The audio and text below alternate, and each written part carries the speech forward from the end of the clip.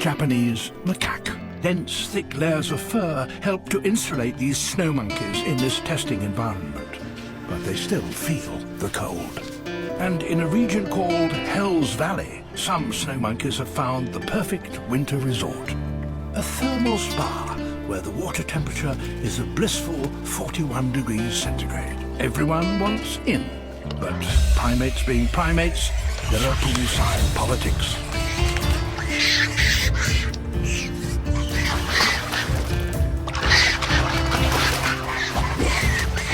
This is an exclusive members-only club. Only the highest-ranking females and infants are allowed in.